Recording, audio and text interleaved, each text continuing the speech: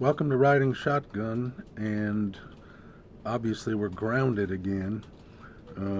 Still no truck, and more snow, and brutal cold temperatures here in central Illinois.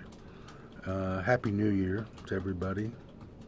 Hope you had a great holiday with your family and friends. But we are talking some Illinois basketball because the Big Ten season resumes. You know, we got this weird schedule this year where we're going with the two games in the first week of December. And as you know, Illinois played Northwestern and Maryland and lost both games in overtime, both games winnable. And then they played Grand Canyon on Saturday, December 30th. A little disappointed in that game. I was looking for more of the Missouri stuff, and certainly didn't see it in the first half. Saw a little bit more like that in the second half. They were hard to, at least made themselves hard to score against. And I thought Grand Canyon was a pretty good team.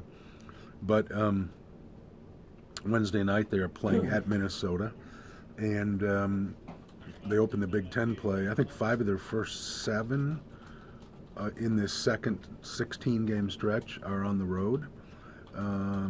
And that's difficult. We all know it's hard to win on the road in the Big Ten.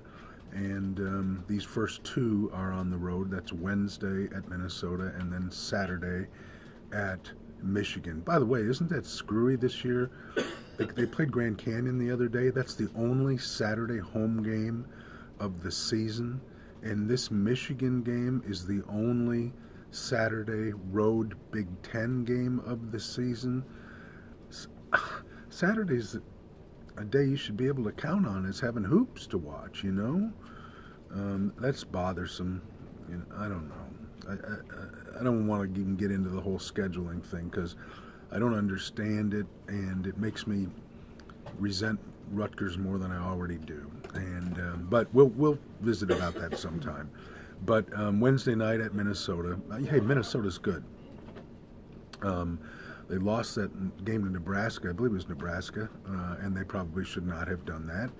But they're really good at home. I think they're 12-3. They're 9-1 at home, and they've got size, they've got strength, they've got balance. They're a veteran team, and it starts with Jordan Murphy, who's been unbelievable.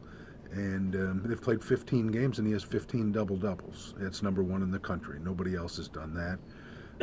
He's averaging just short of 13 rebounds a game. He's one of the top handful of rebounders in the country. And then you bring in Reggie Lynch alongside him. Reggie Lynch, 6'10", 265, with just great shot blocking ability. This is a kid that was at Illinois State University, transferred to Minnesota, has been sensational for them. And then Nate Mason, a veteran guard who leads them in assists, leads them in three-point shooting, second in scoring. And he missed the last game, I know, with an injury, but I think everyone expects him to play in this Illinois game as Big Ten play resumes. And so they're really tough. I think it'll be interesting to see how Illinois reacts, because these slow start things are bothersome. You know, that was the thing about the Missouri game that made that so great was, you know, they started like a hurricane. And, you know, Missouri was in a hole before they knew what happened. And that's the way you should come out. You know, not that you're always going to be as effective as they were that game, but that should be the way that you come out and the way that you play. And I know Brad Underwood is puzzled why they can't do that. You know, we remember back to that Maryland game. It's another really slow start. Then now they made a miraculous comeback. Should have won the game anyhow. But, you know, the question I asked was, did they lose that game at the end or at the beginning? And I really think they probably lost it at the beginning. And you can't do that in Big Ten play. You can't do that and expect to win. And you certainly can't do it on the road and expect to win. I mean, I suppose it happens every now and then, but they've got to figure out a way to get out there and be that hurricane that they were in the first half of the Missouri game, right from the start when they play at places like Minneapolis, which they'll be at Williams Arena Wednesday night, and then in Ann Arbor, where they'll be over the weekend. So, you know, I know he's working hard to do that and trying to get his guys to do that. I asked him this morning, we just had a teleconference call with him, and I asked him this morning about when we had a post-game Saturday, a couple of the players were wheezing and coughing, and And man, there's a lot of that going around. I'm kind of fighting that right now. And he said that he thought they were doing a little better, and that it didn't sound like it had waylaid anybody. And you know, that can happen right now. So we'll see what happens when Big Ten play resumes. It's always exciting because the intensity goes way up, and the crowds are different. Everything's different once Big Ten play starts, and we'll see that when they play their first Big Ten home game here after the first of the year when they take on Iowa shortly. And then football, nothing to report except that Lovie's still out searching for a new offensive coordinator. You know, the one name I heard that makes some sense is Noel Mazzone. He was most recently was Kevin Sumlin's offensive coordinator at Texas A&M.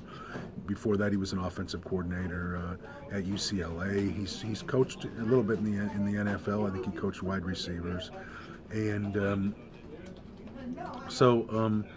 you know, we'll see what he does there. But that's a guy who, if he's been down at Texas A&M for a while, then he's recruited Texas. And I think one thing we've seen is how important Texas and Florida recruiting are to Lovie Smith right now, at least until he can win some games and gain a little more traction here near the home state. So we'll continue to watch that. I would think we'd have something this week.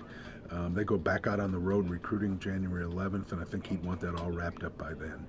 So anyhow, that's all for now. When the weather warms up a little bit, I'm going to go out there and try to get the truck running again, and we get a little bit of this snow out of here. I hope you're all staying warm. Happy New Year, as I said, and we'll talk to you next time. Bye.